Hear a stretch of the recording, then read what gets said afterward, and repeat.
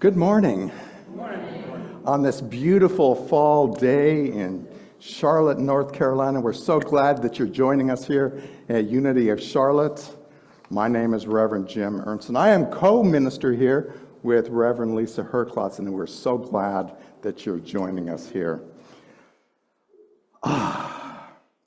Please join with me today as we say our mission statement together. So, together. Unity of Charlotte is the place where we nurture a deep and mature experience of God through the practice of unity principles. Simply put, we are here to love, grow, and serve. So if you're at home watching us on Zoom, if you are watching this later on YouTube, or if you're here in the chapel, welcome, welcome, welcome. Is there anyone here who's visiting us for the first time, first or second time? Just gently raise your hand and we'll just give you a little welcome. There we go, Marguerite. Yeah, I know your name, so welcome, welcome. And that is the miracle of Zoom, because we've met before on Zoom, so welcome, Marguerite, welcome. I invite you to find out what we're doing here at Unity of Charlotte through many different ways. We have our website, unityofcharlotte.org. We have our newsletter. You can sign up for that newsletter online as well. We have our Facebook post, which, well, if you're on Facebook, you know that. Please like us.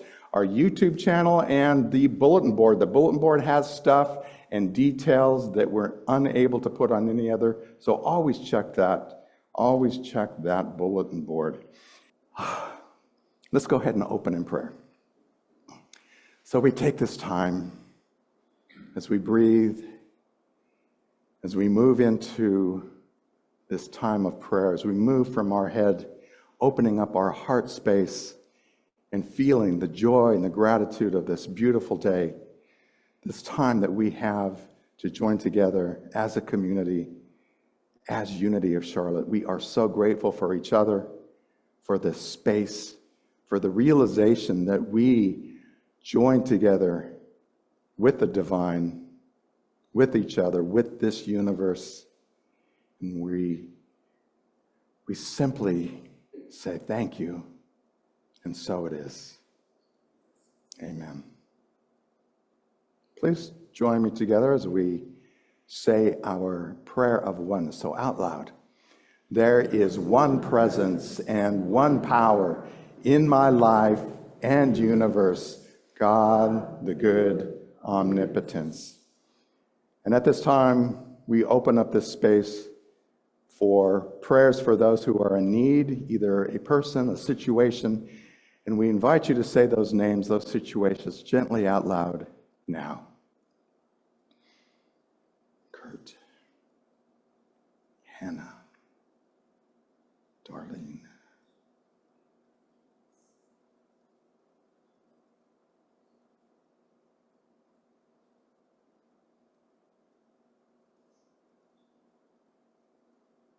we claim and affirm the presence of love in our lives and see the outcome of all these situations in divine order. Amen.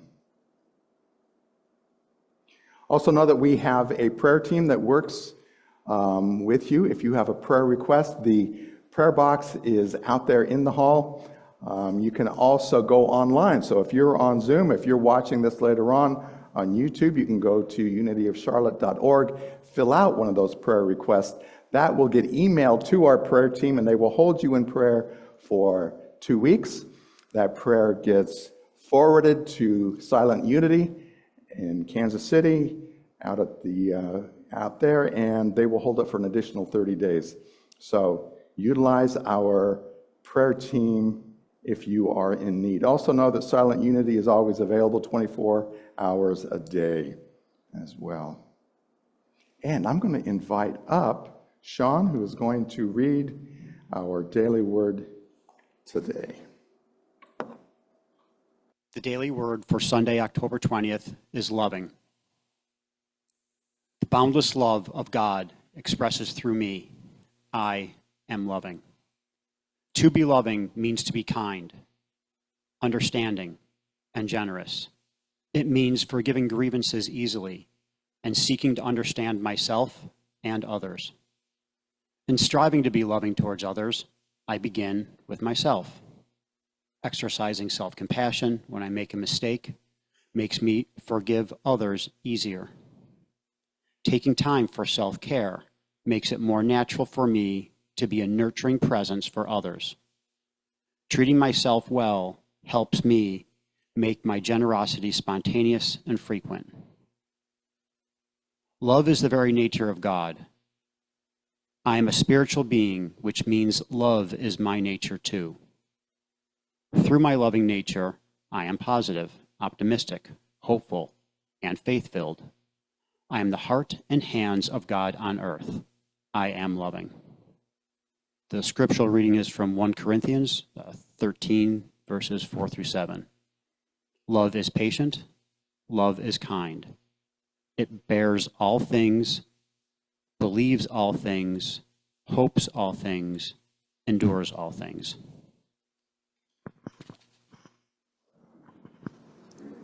Thank you. Thank you, Sean. I'd like to invite up, we have 3 new members of Unity of Charlotte. I invite them to stand and join me up front here. Don't be shy. Yeah, don't be shy.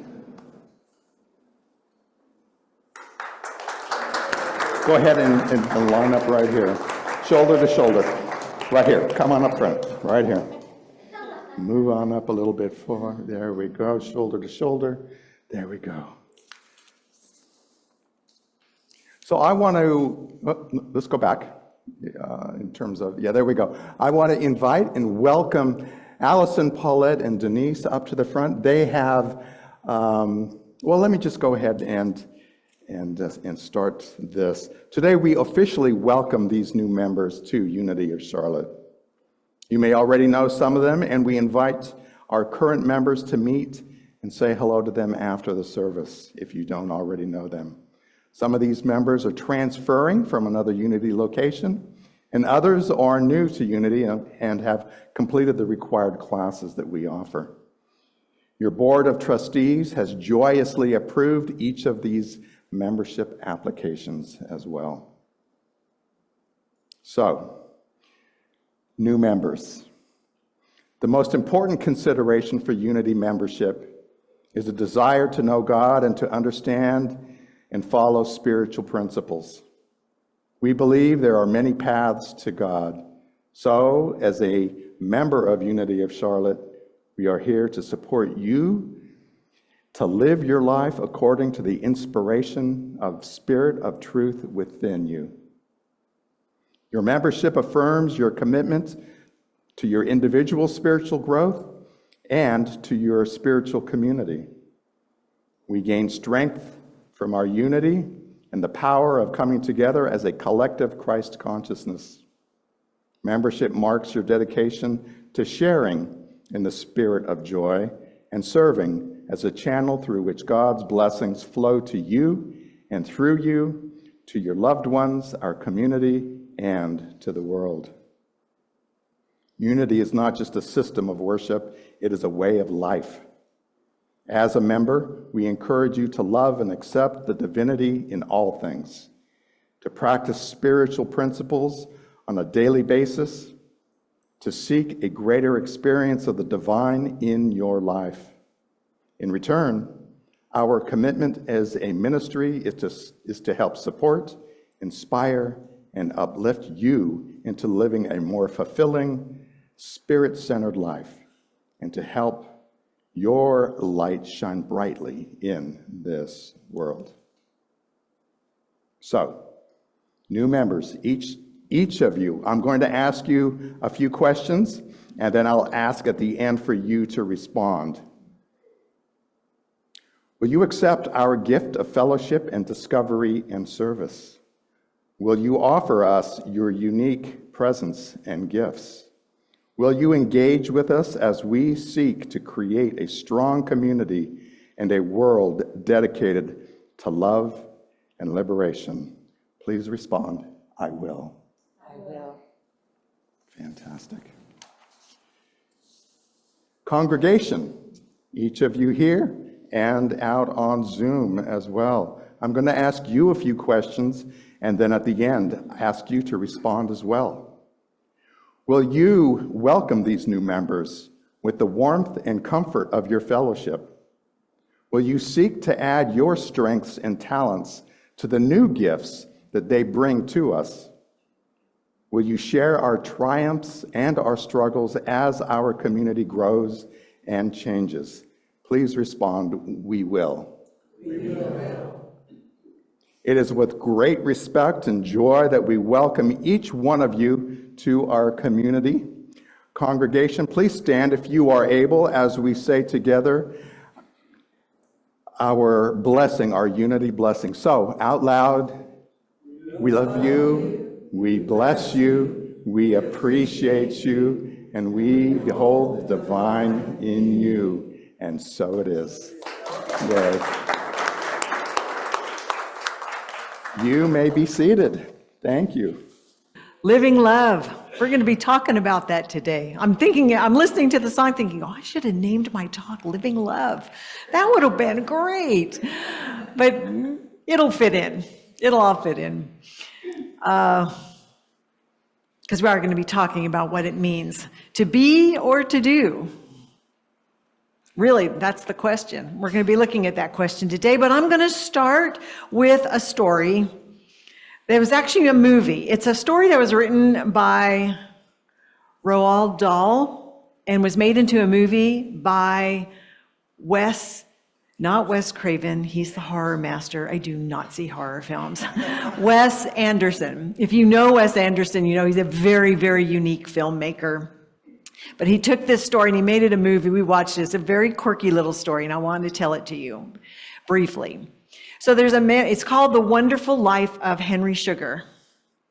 And Henry Sugar is a bachelor who inherited lots of money, and his life is one of leisure but lacks purpose. He's basically just living off his inheritance. He gambles to make money, and he's using his inheritance to pay it off. But that's pretty much what his whole life is. He's never had to work a day in his life. This is kind of it. And then one day, because he's doing this so much gambling, he's starting to use up his inheritance. So he finds a book. That's what it is. He finds a book, and it's a story about a doctor who met a man who had the ability to see and to interact without using his eyes.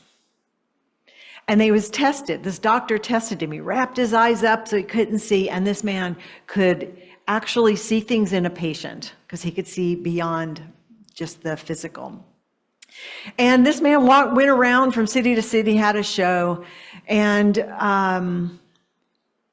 Henry Sugar said, I want to be able to do that because then I can read the cards and win at gambling. So he becomes obsessed at finding the man. And he finds him, and he won't leave him alone until he tells him how he learned to do it. So the man finally relents, tells him it's a great guru, lives up in the mountains or somewhere out away from everybody. He's very hard, very secluded. But Henry Sugar is determined to find this guru so he can be taught the technique that would enable him to have this power. And he does find him. And he also is so singly obsessed about this, will not let the guru not tell him. So finally, the guru relents, teaches him the method, which is a meditation method. And what he tells him is this: you have to stare at a candle, get in a room, light a candle, stare at that flame, and hold your focus on that flame while in your mind you conjure up the person you love the most. And that was it. But you have to keep doing it, right? Focus on that candle, imagining the person you love the most. So he says, okay. He goes back home and he starts practicing this meditation technique. And he becomes so completely focused in wanting this power that he stops gambling, he stops going out. He's just literally, his whole life has become practicing this meditation of focusing while he brings to mind the person he loves the most. And he does this for years until finally he can read past the cards. He can read past the back of the card and know what everyone's holding. He also gets to levitate, do a lot of other fun things. But so he goes to the casino with this newfound ability and tests it out. And sure enough, he wins lots of money. And he brings it home and he's staring at this pile of money that he's now won with so much ease because now there's no gamble, right? He can already see what's coming. And he's filled with a sense of emptiness. Because now he knows he can have whatever he wants. He's opened up the flow to abundance, and now it flows into him with ease. And he's like, well, now what? And then he has a real revelation. He says, oh, the only thing left now is to give it away. So he picks up this bundle of money, he goes to the window and he throws it out onto the street, right? Now, as you can imagine, that causes quite a bit of chaos down on the street when you've got $100 bills floating around. So the police come knock on his door and they say, listen, what's going on? And he tells them, I have to give this away. And so the policeman says, well, I would recommend you find a better route for doing that. So he says, okay. And he spends the rest of his life traveling the world, going to casinos in disguise so that he doesn't get recognized because he's going to win every time. He takes all that money and he's funding hospitals and orphanages and schools. And that's what he does for the rest of his life. Now, it's a fun movie to go watch. It's quirky. Wes Anderson's very, very quirky.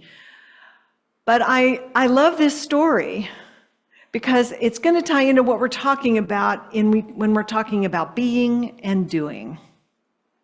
And how they're the flip side of a single coin. They come together. You don't really have one without the other. And this is what Henry Sugar showed us in a very rather unusual way. So we're going to look at the idea of there's two phases that we're going to look at that we're going to explore. Sorry, I just lost my train of thought. Hang on. Let's go to the next slide. Let me read you this quote by Rosemary Fillmore Ray before I go into the two phases. Rosemary Fillmore Ray, the granddaughter of Charles and Myrtle Fillmore, who was also a unity-ordained minister, traveled the world as an ambassador for unity and new thought. She says, the world we are experiencing today is the result of our collective consciousness. And if we want a new world, each of us must start taking responsibility for helping create it. We each must take responsibility for creating the new world we want to see and manifest. So this responsibility that she's speaking about has two phases, and we're going to look at those phases as an inner phase of discovery or being and an outer phase of extension or doing, and why they're both important. We're also going to tie this in because you're going to hear today at the town hall from our Spiritual Social Action Ministry. And what we're talking about today is at the very foundation of what this ministry knows, understands, and is expressing in their own lives and in the world.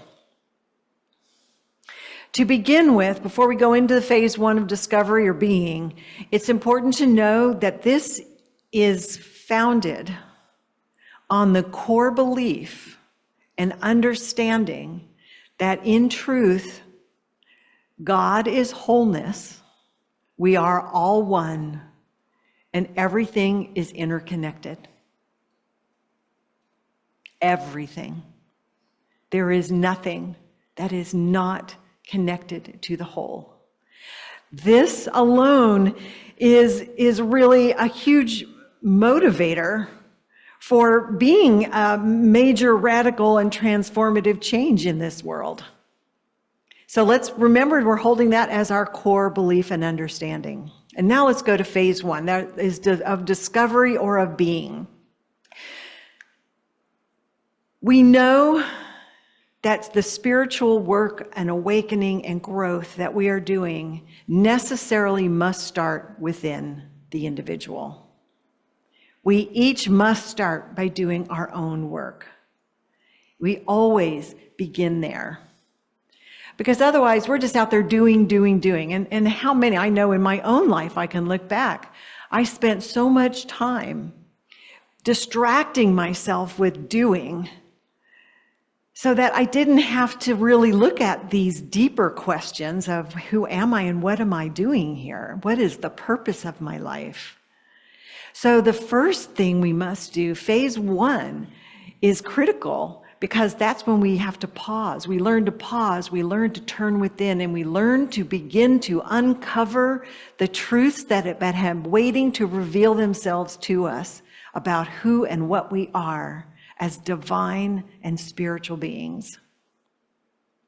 That's phase one, and that's coming into a state of being. Through prayer, through meditation, through whatever practices bring you to that, because there's many, many ways to get there, but getting there is critical. For Henry Sugar, it was staring at a candle and imagining the one he loved. Now, here's what I absolutely love about that meditation, because what's happening? When you imagine the one you love the most, what are you experiencing in yourself? Love. You're bringing forth this experience of love. You're opening your heart and you are focusing on that as the only thing present.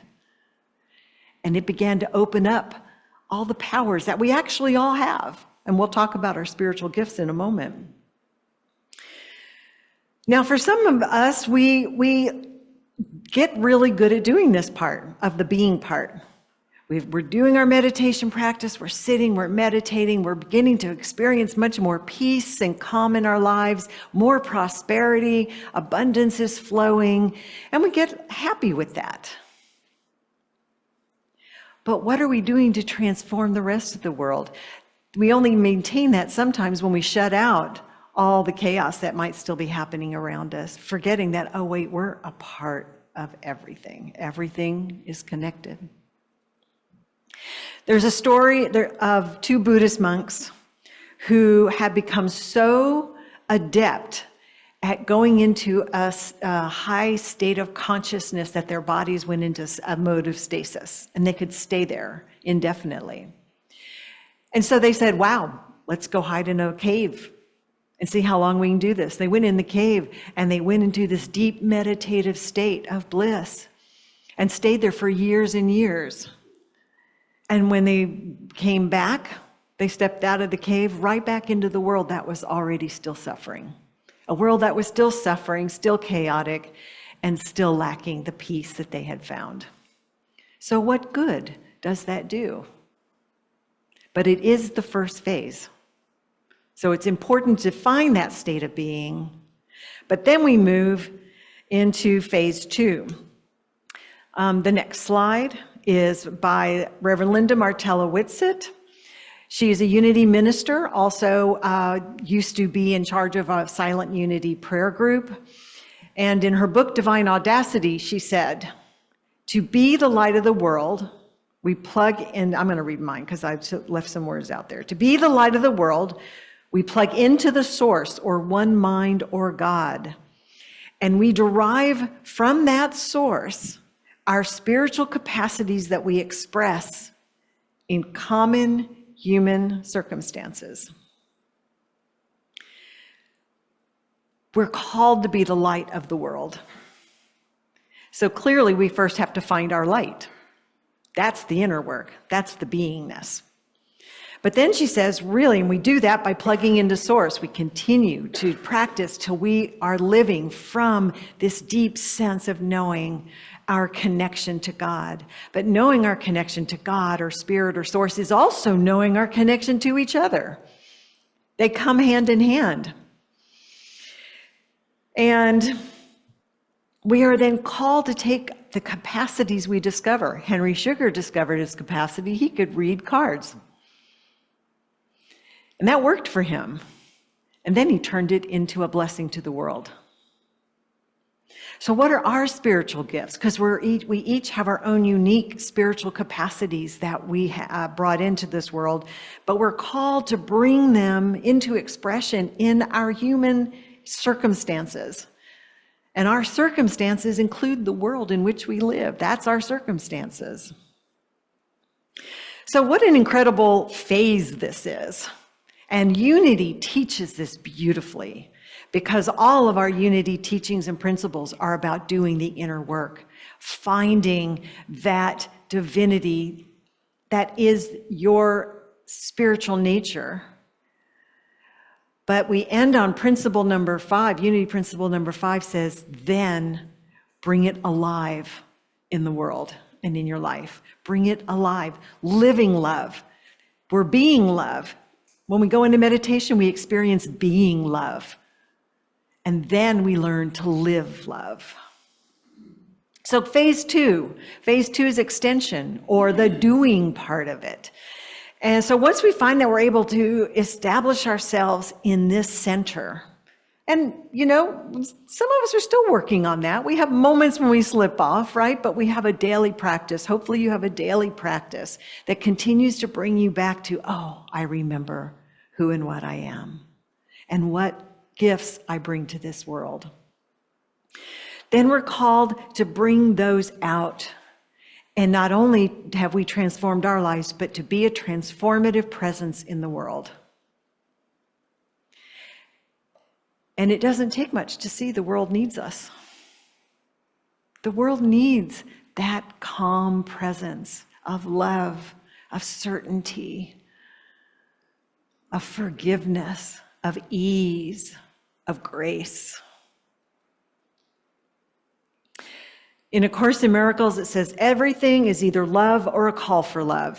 I often bring this quote back to mind, because when I am standing and looking at a situation that feels really horrific to me, it's easy to start judging the situation, judging the people, judging the cause, judging myself perhaps.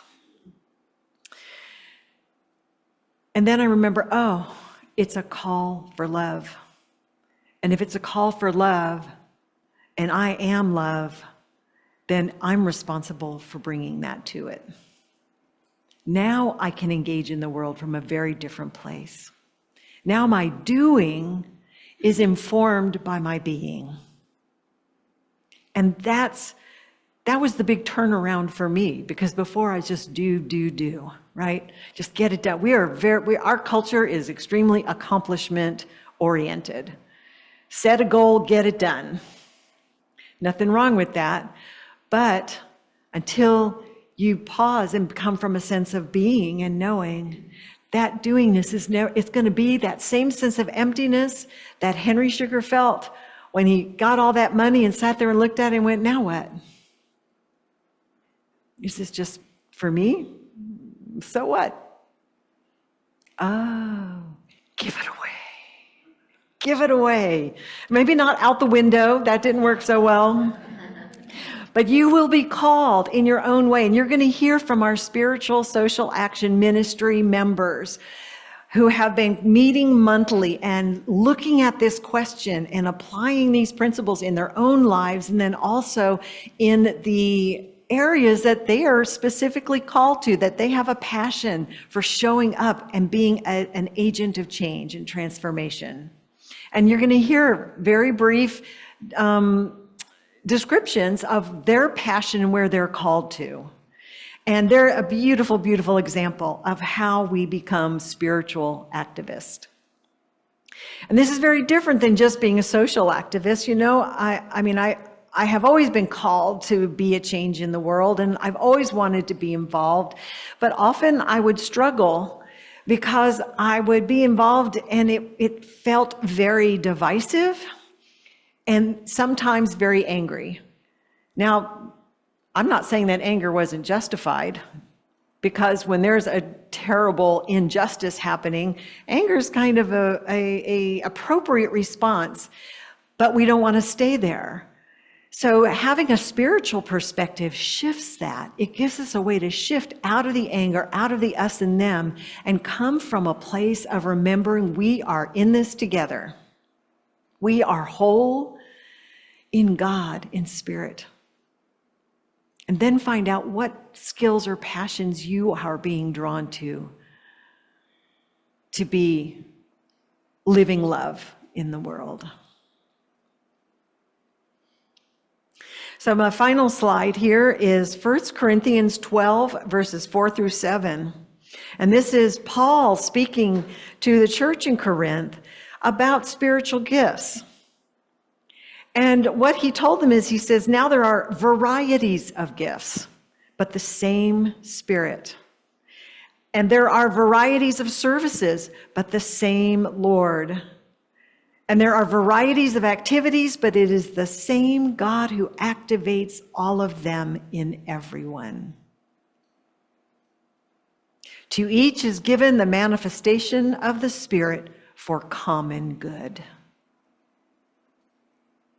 For each is given capabilities, callings, passions, compassion to be expressed however it is meant to be expressed for you.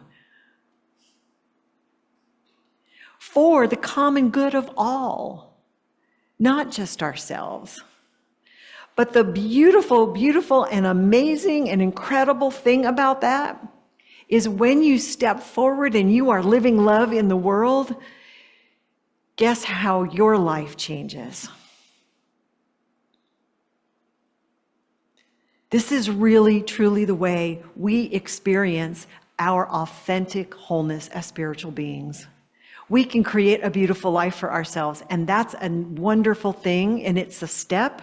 But when we are able to do that to others around us, now we know ourselves wholly, and we know ourselves as Spirit knows us. And that's what it means to be the light of the world. So, we've talked very briefly about Henry Sugar. Go watch the movie if you can get it. I think it was on Netflix, The Wonderful Life of Henry Sugar. Just know Wes Anderson is an unusual film, I'll just say, but well worth watching. Great message, I thought. And we're recognizing that being and doing are how we remember wholeness. Being without doing is only half the step. Doing without being is only half the step. But the order is important. We come into a deep sense of being to move into our doing. Then our doing is motivated and powered by the presence of God. And that's where miracles happen.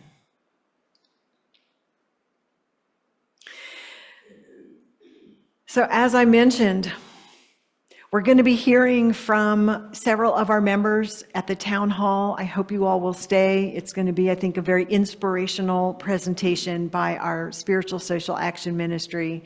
Lawrence has been facilitating that group. He's going to tell you a little bit about what they've been doing.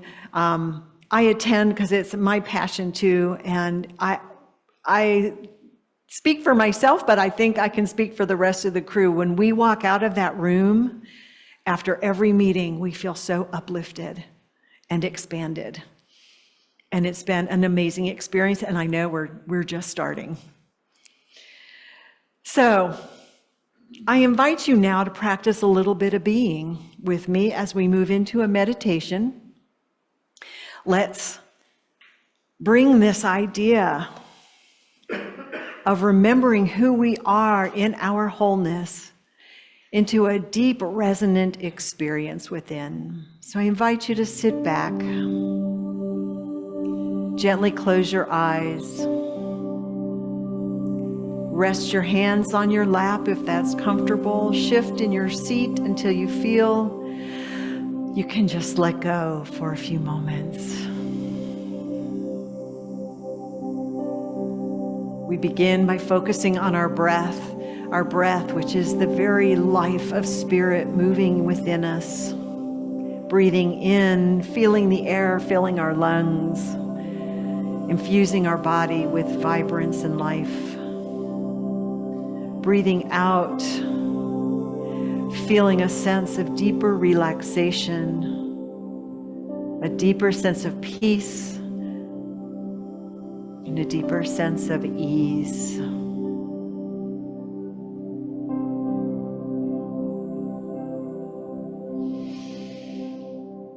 Follow your breath for just a few moments.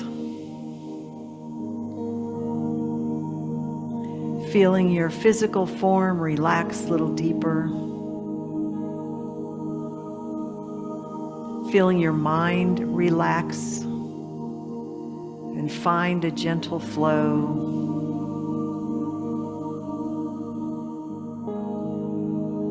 And finding your heart open.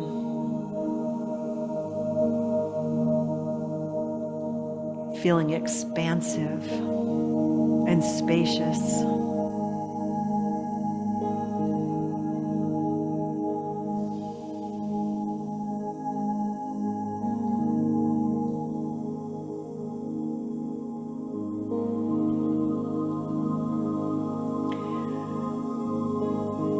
To bring that sense of love into our experience, I invite you to imagine in your mind's eye a person that you love deeply.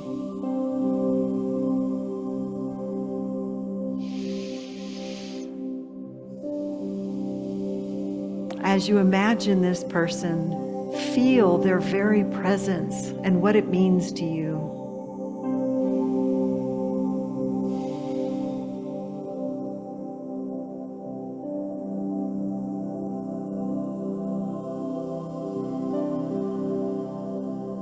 Perhaps you feel that sense of connection you have with them, the sense of safety, the ability to be present and wholly open.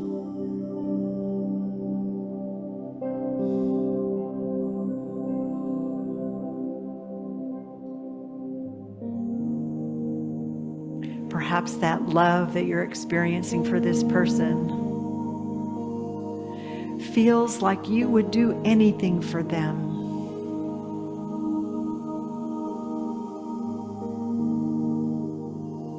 You would gladly give them anything they needed to be happy and whole.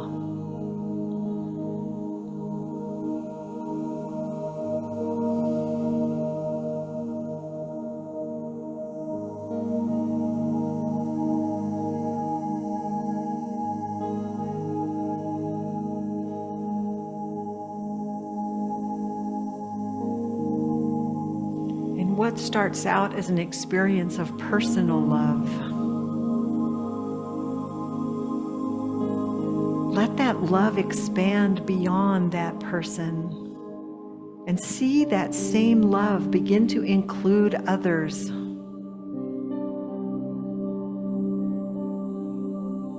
Other people you know and care about.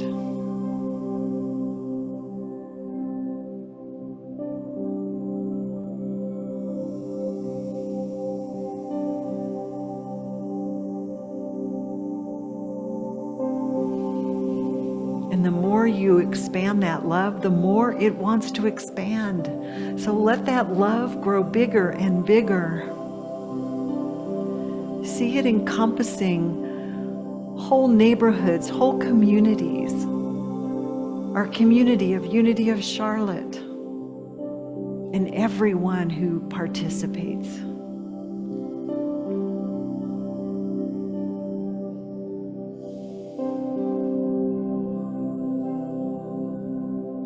See it encompassing those we may not agree with.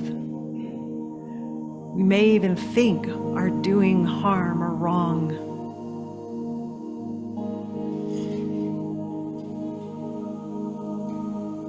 From this place, we can safely extend love to all of them.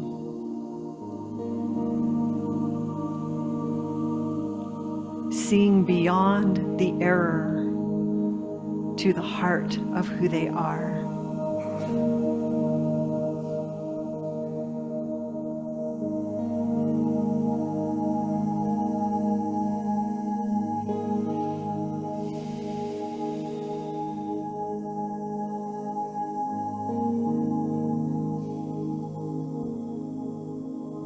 This is the love that transforms the world. This is also the love that you are, that I am, and that we are together in the oneness of God.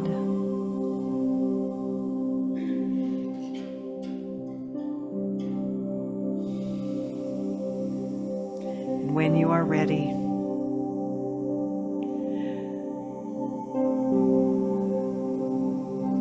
begin to bring your focus back into this room, feeling yourself landing in your body once again, wiggling fingers and toes.